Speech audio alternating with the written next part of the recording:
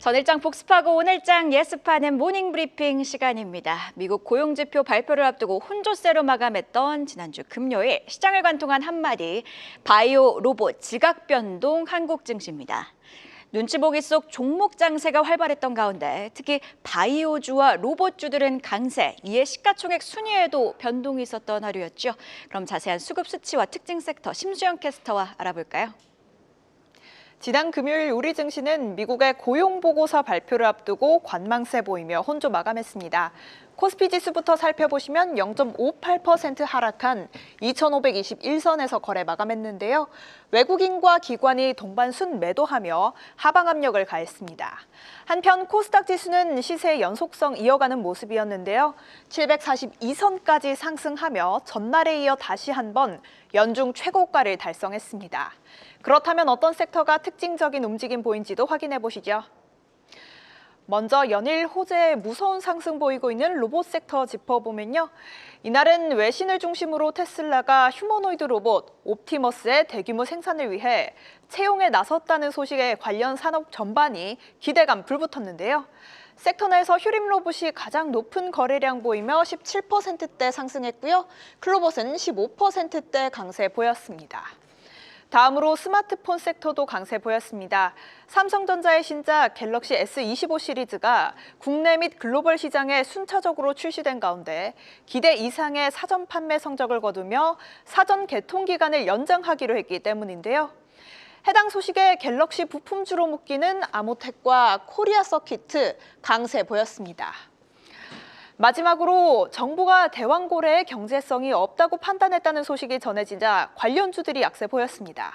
정부는 1차 시추 결과 가스 징후가 일부 있었으나 유의미한 수준이 아니었다고 발표했는데요. 2차 시추를 추진하기 위해서는 돈이 필요한데 올 상반기 편성될 가능성이 큰 추경엔 해당 예산이 담기지 않을 거란 예측이 지배적입니다. 섹터 내에서 화성 밸브가 16%대, 한선 엔지니어링은 14%대 약세 보였습니다. 그렇다면 어떤 뉴스가 시장을 움직인지도 확인해 보시죠. 종목 장세 속에서도 지난주 금요일 빛났던 종목 바로 삼성바이오로직스죠. 첫 번째 헤드라인 삼성바이오로직스 역대 최고가 경신 LG에너지솔루션 제치고 코스피 시총 3위입니다. 지난주 금요일 코스피 시가총액 순위에 변동이 있었습니다. 기존 4위였던 삼성바이오로직스가 이날 6.5% 급등했고요. 최고가를 찍었습니다. 시가총액은 82조 5,618억 원대로 올라오며 LG에너지솔루션을 제쳤는데요. 이제는 시가총액 3위에 이름을 올리게 됐습니다. 삼성바이오로직스가 강세를 보이고 있는 이유 크게 보면 세 가지로 요약되죠. 일단 바이오 섹터 전반의 분위기가 긍정적입니다. 다음 페이지 보시죠. 우려스러웠던 금리 인하 지연 우려도 완화가 됐고요. 관세 무풍지대라는 인식도 부각이 되고 있습니다. 여기에 삼성바이오로직스의 개별 이슈, 특히 이재용 삼성전자 회장의 사법 리스크가 완화되면서 그룹사 차원에서 M&A 등이 탄력을 받을 거란 전망과 함께 4분기 호실적 영향도 커지고 있습니다. 여기에 결정적으로요, CDMO, 즉 의약품 위탁 생산 개발 시장 확대 기대감이 부각이 되고 있습니다. 글로벌 CDMO 1위 기업인 론자 실적을 통해 CDMO 시장이 호황을 맞았다는 점이 드러났고요. 또 트럼프 주요 바이오 정책 초점이 약가 인하에 맞춰져 있는 만큼 바이오 시밀러 호황과 함께 CDMO 시장도 같이 성장을 할 거란 기대감들 커지고 있습니다. 여기에 약 2주 전 중국의 우시바이오로직스가 미중 견제에 대비해 아일랜드 공장을 매각했죠. 이에 미중 갈등 수혜 기대감과 함께 생물보안법 재추진 기대감도 부각이 되고 있습니다. 간단하게 CDMO가 왜 주목을 받고 있는지까지 한번 짚어봤는데요. 코스피 시총 순위 변화. 사실 지난주 금요일 코스닥에서도 눈에 띄는 움직임 포착됐습니다. 장중한 때 레인보우 로보틱스가 에코프로를 누르고 잠시 코스닥 시총 4위로 올라왔습니다. 장 마감 기준으로는 다시 5위로 내려왔지만 두 기업의 시가총액 차이는 단 114억 원 차이인데요. 관련해서 신한투자증권은요, 2차 전지 밸류체인이 힘을 잃는 사이 헬스케어와 로봇이 성장 동력으로 부각이 되고 있다고 했습니다. 연초 주도주로 부상한 바이오와 헬스케어, 또 로봇, 급등 후 차익 실현 매물은 주의할 필요가 있겠으나 이런 열기가 지속될 수 있을지 함께 주시해 보시죠. 두 번째 헤드라인, 유리기판과 함께 강했던 섹터입니다. SiC, 즉 실리콘 카바이드 웨이퍼 관련주 이야기인데요. HBM에 이어 SiC 웨이퍼, SK 최태원의 반도체 빅피처입니다. 지난주 금요일 장중 어떤 뉴스가 부각이 됐냐면요. HBM 선두주자 SK하이닉스가 HBM 성공에 안주하지 않고 넥스트 HBM을 준비 중이라는 소식 전해졌습니다. 이런 가운데 최태원 SK그룹 회장이 SiC, 즉 실리콘 카바이드 사업에 큰 관심을 가지고 있다는 내용이 전해졌는데요. 그래서 SiC, 실리콘 카바이드 웨이퍼가 무엇인지도 좀 짚어볼까요? 전력 반도체 핵심 소재로 기존 메모리 반도체용 실리콘 웨이퍼와 비교를 했을 때 열을 400도씨까지 견딜 수 있습니다. 전압도 최대 10배까지 높일 수 있어 효율성이 좋은데요. 전기차는 물론이고요. 우주항공까지 다양한 분야에서 사용이 될 수 있어 주목을 받고 있습니다. 분석에 따르면요. 올해 10억 1천만 달러로 예상되는 실리콘 카바이드 웨이퍼 시장 규모는요. 2030년 30억 5천만 달러까지 성장할 것으로 전망되고 있습니다. 다만 기술 장벽이 높다 보니 현재 미국의 울프스피드 등 소수 기업이 독점을 하고 있는데요.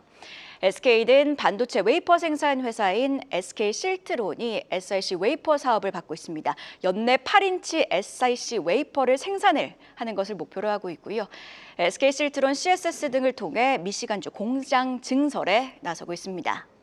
자, 최태원 SK그룹 회장이 미래의 먹거리로 실리콘 카바이드 웨이퍼를 주목했다는 소식에 우리 시장에서 관련주들 급등하는데요. 관련주들도 좀 정리해 보겠습니다. 일단 SK그룹과 연관 있는 종목으로는요. 어보브 반도체가 있습니다. 삼성전자 그리고 SK실트론과 함께 관련 공동 개발에 참여 중이고요. 이외에도 ALT는 SK하이닉스 협력사로 실리콘 카바이드 웨이퍼 후공정 다이싱 공법과 관련해 특허를 가지고 있습니다.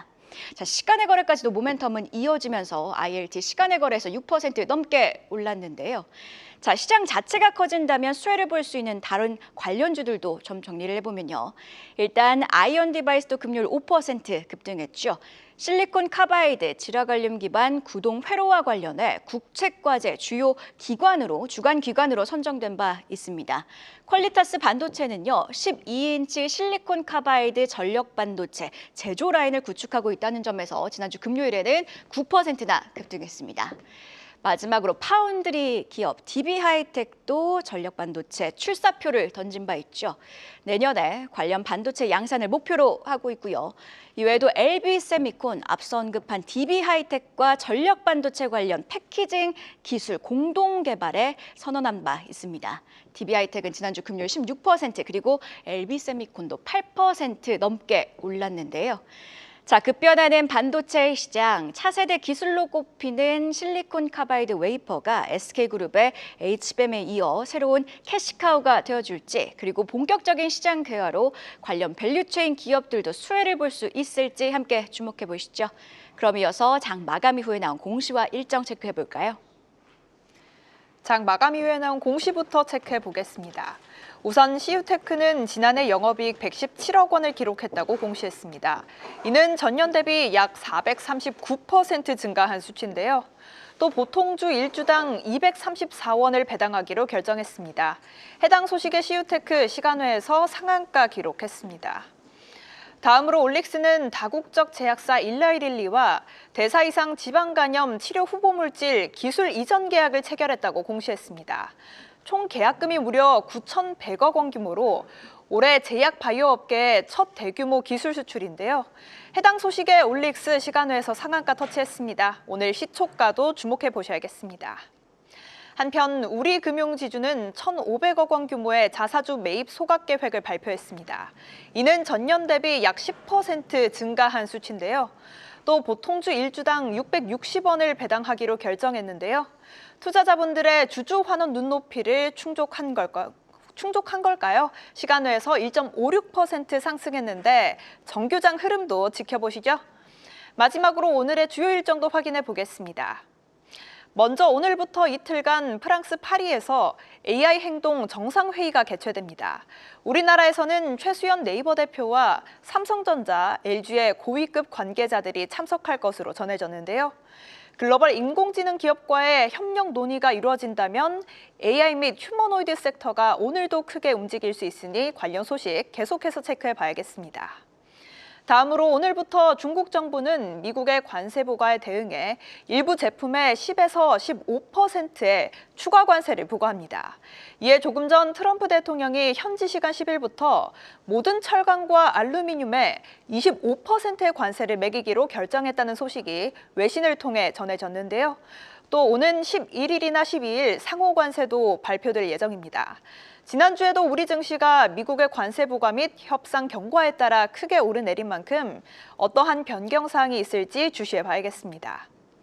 마지막으로 오늘 CJ제일제당과 SM이 실적을 발표합니다. 뿐만 아니라 아시아나항공, 시프트업, 두산밥켓, 기업은행, APR 등도 실적을 발표하는데요. 호실적 발표하며 투자자들의 이목을 이끌 기업은 어떤 기업일지 주목해 보시죠. 이렇게 공시와 일정까지 확인해 봤는데요. 관련 전망 이어지는 분석에서 더 자세히 알아보시죠. 계속해서 다양한 경제 이슈를 알고 싶다면 구독과 좋아요, 알림 설정 부탁드립니다. AI 캐스터 권미정이었습니다.